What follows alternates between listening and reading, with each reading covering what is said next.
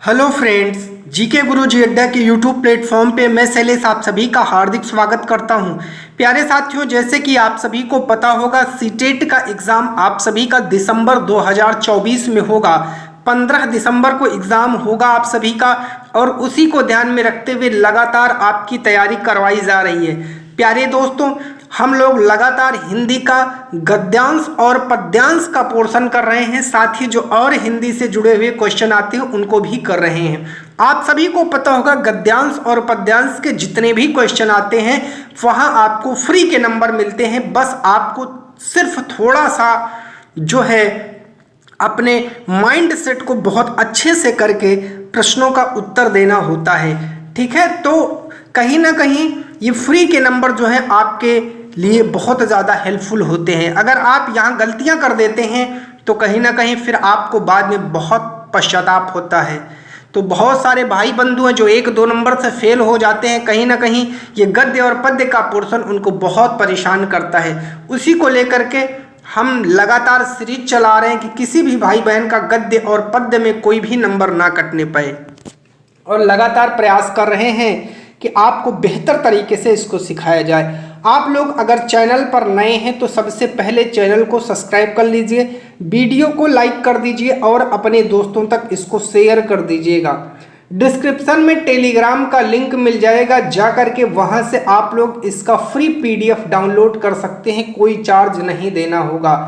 तो चलिए चलते हैं हम लोग आज के अपने नए गद्यांश पर। आज हम लोग बात करेंगे जिस भाई बंधु की भाषा 2 हिंदी रहती है। कुल मिलाकर के आपको हिंदी हल करना है, भाग 1 भाग 2 बहुत सारे लोगों का होता है। आइए, सभी को पता है गद्यांश का मतलब मैंने बताया है। गद्यांश का मतलब क्या होता है? कहानी से संबंधित होता है। जबकि पद्यांश का मतलब क्या होता है? जो पद्यांश होता है वो कविता से संबंधित होता है। गद्य को बहुत ही आराम से पढ़ते हैं, जल्दबाजी में नहीं पढ़ते, एक एक लाइन को समझते हुए चलेगा ताकि फटाफट आप लोग उत्तर कर लीजिएगा। हाल ही में मेडिकल इंडस्ट्री के एक जानकार दावा कर रहे थे कि भविष्य में डॉक्टरों सर्जनों की ज़रूरत भी कम होने वाली है। AI के जरिए लक्षणों को समझा जाएगा। AI एक नई टेक्नोलॉजी आई है जो आप सभी को पता होगा, जिसे हम लोग आर्टिफिशियल इंटेलिजेंस कहते हैं। आपकी केस हिस्ट्री AI को पता होगी, ताज़ा हालत पूछ ली जाएगी और प्रिस्क्रिप्शन आपके हाथ में होगा। शारीरिक श्रम से जुड़े कामों पर शायद सबसे कम असर पड़ने वाला है। यह समझने का वक्त है कि AI से फायदे होंगे या नुकसान। अभी तो इस नकली बुद्धिमत्ता को इंसान ने ही जन्म दिया है, उसका नियंत्रण है, लेकिन AI वरदान ही रहे और भस्मासुर ना बने। उसके लिए यह सोचने की ज़रूरत भी है कि मानवीय बुद्धिमत्ता के स्तर को इतना ऊंचा कैसे उठाया जाए कि AI उस पर हावी ना हो सके। अब अगर चैट GPT बनाया है तो फिर पढ़ाई लिखाई और इम्तहानों का वह तरीका कौन सा हो जो बिना AI के युवाओं और बच्चों के बौद्धिक स्तर को परख सके। यह सवाल ऐसे हैं जिनके जवाब दे पाना मुश्किल है, पर नज़र जरूर रखनी चाहिए। वैज्ञानिकों को भी तय करना चाहिए कि AI ऐसे हो जो इंसानियत फैलाने में मददगार हो। ये आपका जो गद्य है वो पूरा का पूरा जो आपका AI सिस्टम आया है उससे जुड़ा हुआ है। चलते हैं क्वेश्चन नंबर 121 पर, और 121 का राइट जवाब देखते हैं क्या होगा। आप लोगों ने ऊपर जो गद्यांश पढ़ा है उसी में से उत्तर बताना है। गद्यांश के आधार पर कहा जा सकता है कि AI ऐसी होनी चाहिए जो क्या करे? मानवीय क्षमता को कम करे, गलत है। मानवीय गुणों का संस्कार दे, बिल्कुल दूसरा आप सभी का राइट जवाब हो जाएगा, याद रखिएगा। अब चलते हैं 122 पर। समूह से भिन्न शब्द क्या है? आपको जवाब देना है। पढ़ाई लिखाई, रात दिन, कंकर पत्थर, चाय वाय। ये चाय वाय जो है ये गलत शब्द है आपका, इसलिए चौथा आपका राइट जवाब हो जाएगा। 123 क्या कह रहा है, आइए देखते हैं। मानवीय शब्द में कौन सा प्रत्यय है आपको बताना है। तो मानवीय शब्द में पा से होता है प्रत्यय और पा से होता है पीछे। शब्द के पीछे जो जुड़े तो ई आ रहा है, इसलिए ई प्रत्यय होगा मानवीय में। 124 कह रहा है एआई शारीरिक श्रम से जुड़े कार्यों पर संभवतः सबसे कम प्रभाव डाले। इनमें कौन सा कार्य प्रभावित नहीं होगा। तो जो शारीरिक है वो है खेती और बाड़ी, सबसे ज़्यादा शारीरिक श्रम यही होता है, इसलिए इस पर एआई का कोई प्रभाव नहीं पड़ेगा। अगला क्वेश्चन 125 क्या कह रहा है, आइए देखते हैं। एआई को जन्म देने वाला कारक कौन है आपको बताना है। तो आप सभी को पता है एआई को जन्म देने वाला मानव है, ठीक है। एआई का अर्थ क्या होता है, देखिए एआई का अर्थ तो आपके पैसेज में नहीं लिखा है, तो इसलिए आपको एआई का मतलब जानना चाहिए, जो मैंने आपको बता दिया है। एप्पल इंटेलिजेंस नहीं होता है, आर्टिफिशियल इंटेलिजेंस होता है, मैंने इसको बताया था। तो 126 का राइट जवाब आपका दूसरा हो जाएगा। एआई से शिक्षा जगत भी प्रभावित होगा, यह प्रभाव कैसा होगा। 127 का राइट जवाब देना है। तो ऊपर पैसेज में आया था नकारात्मक प्रभाव पड़ेगा शिक्षा जगत पर। 128 पर चलते हैं। चिकित्सा से जुड़े कार्य करने में एआई भविष्य में क्या सहयोग करेगा। डॉक्टरों को जवाब देगा नहीं, वो केस हिस्ट्री जो है वो बना देगा। क्या कर देगा, केस हिस्ट्री को बना देगा, याद रखिएगा, ठीक है। चलिए पहला आपका गद्य पूरा हो गया है। अब दूसरा भी आपको गद्य ही दिया गया है, इसमें पद्य नहीं दिया गया है। तो आइए इस दूसरे गद्य को पढ़ते हैं और दूसरे गद्य को पढ़ करके हम लोग सॉल्व करते हैं। प्रश्न उठता है कि प्राण का शरीर के साथ बेहतर तालमेल कैसे बैठाया रखा जाए। ऐसा क्या करें कि प्राण शरीर के हर अंग की तरफ संतुलित और व्यवस्थित होकर बहे। देखा जाए तो बीमारी और कुछ भी नहीं बल्कि प्राण का उस अंग विशेष में असंतुलित हो जाना ही है। स्वास्थ्य का अर्थ ही होता है प्राण का समुचित तरीके से समस्त अंगों तक बहना। योग से इस प्राण को बल देने के लिए अनेक अभ्यास हैं।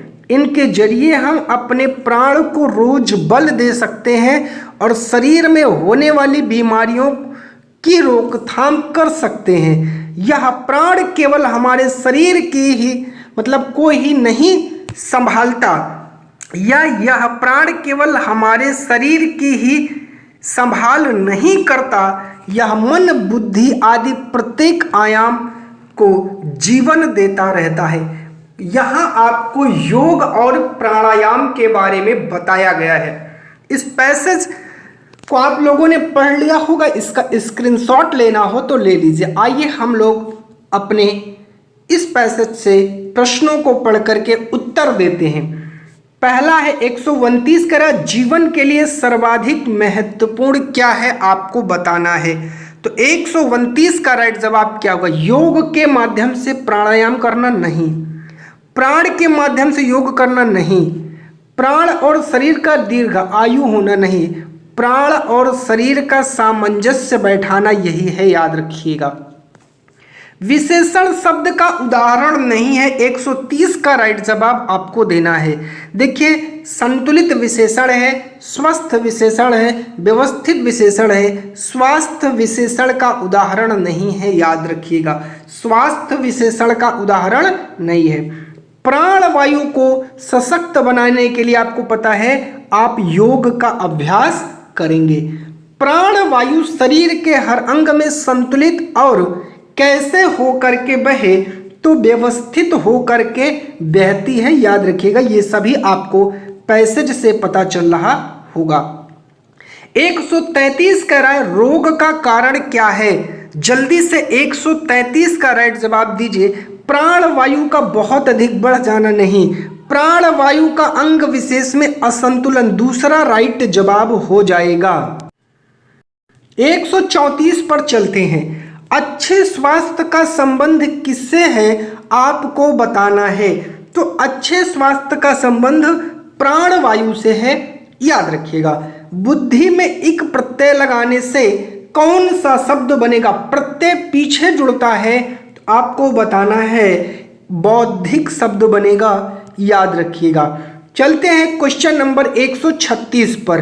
निम्नलिखित में से कौन सी विधि भाषा अधिगम के लिए ड्रिल और भाषा के औपचारिक गुणधर्म में निपुणता को आवश्यक रूप की तरह अनुशंसा करती है।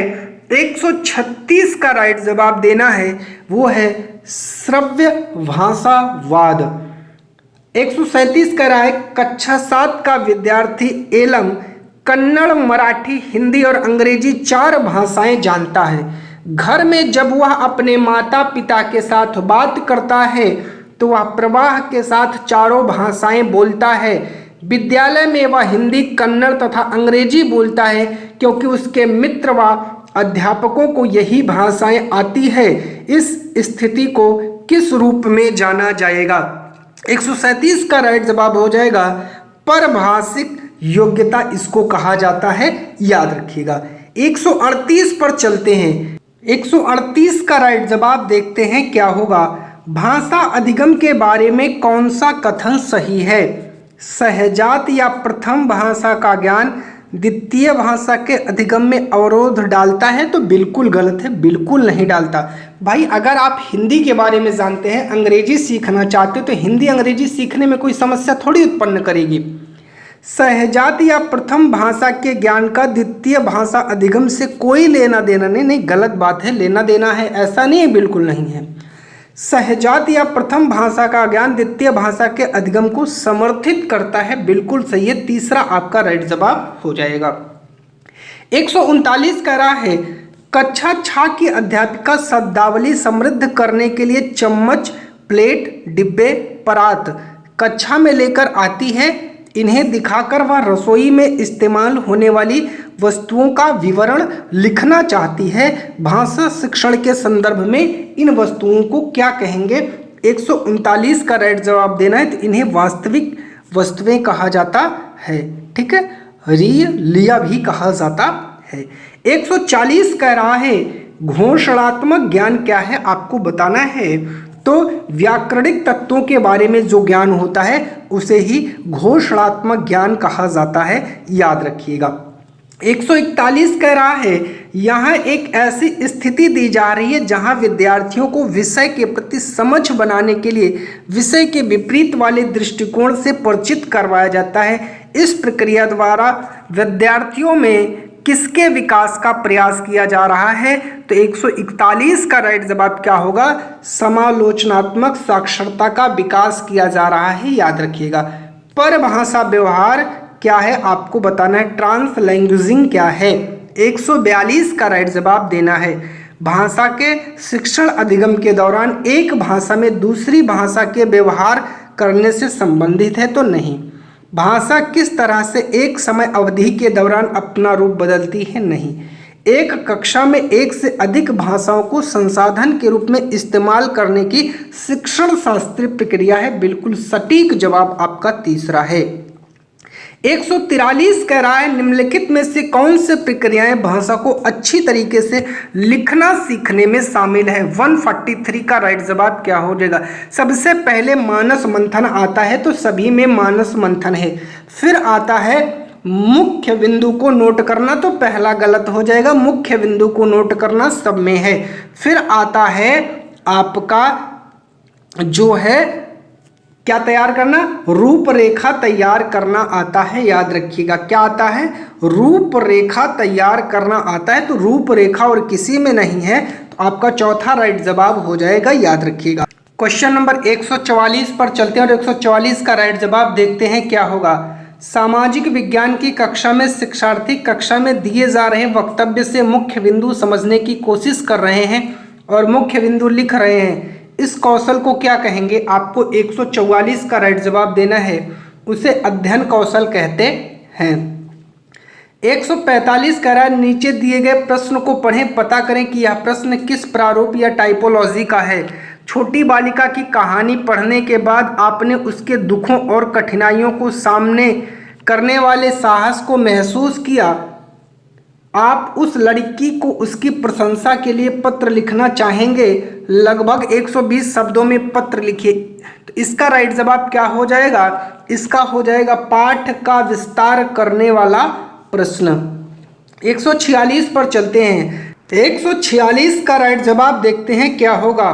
कक्षा 8 की अध्यापिका एक पाठ्य सामग्री के 5 वाक्यों को 2 बार अंग्रेजी में पढ़ती है और शिक्षार्थी को ध्यानपूर्वक सुनने के लिए कहती है।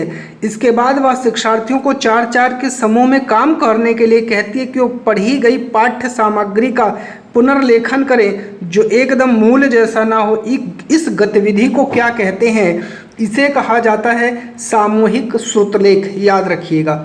147 कह रहा है यह अकादमी भाषा या विभिन्न प्रकार के विषयों के लिए आवश्यक भाषा में निपुणता से संबंधित है। तो 147 का राइट जवाब हो जाएगा संज्ञानात्मक अकादमिक भाषा निपुणता। 148 पर चलते हैं। कह रहा है कि भाषा शिक्षा पर राष्ट्रीय शिक्षा नीति 2020 के संदर्भ में कौन सा कथन सही नहीं है? त्रिभाषा सूत्र के अंतर्गत शास्त्रीय भाषा का अध्ययन यही आपका जो है सही नहीं है। याद रखिएगा। बाकी घर की भाषा का अध्ययन ठीक है और भारतीय भाषा का अध्ययन ठीक है और अंग्रेजी भाषा का अध्ययन ठीक है। चलते हैं 149 पर। 149 कह रहा है निम्नलिखित में से त्रिभाषा सूत्र के संबंध में कौन सा कथन सही है? सभी बच्चे अपने विद्यालय शिक्षा अंग्रेजी माध्यम घर की भाषा में शुरू करते हैं और 10वीं पूरी करने तक कम से कम 2 और भाषाएं सीखते हैं। गलत है। सभी बच्चे अपने विद्यालय शिक्षा अपने राज्य की भाषा में शुरू करते हैं और 10वीं पूरी करने तक कम से कम 2 और भाषाएं सीखते हैं। गलत है। सभी बच्चे अपने विद्यालय शिक्षा राज्य भाषा हिंदी से शुरू करते हैं और 10वीं पूरी करने तक कम से कम 2 और भाषाएं सीखते हैं। गलत है। सभी बच्चे अपनी विद्यालय शिक्षा मातृभाषा घर की भाषा में शुरू करते हैं और 10वीं पूरी करने तक कम से कम 2 और भाषाएं सीखते हैं। तो चौथा आपका राइट जवाब हो जाएगा। 150 पर चलते हैं। कह रहा है कि अधिगम प्रतिफल शिक्षार्थियों को समर्थ बनाते हैं तो दक्षताओं को मापन के संदर्भ में प्राप्त करना यही आपका राइट जवाब हो जाएगा।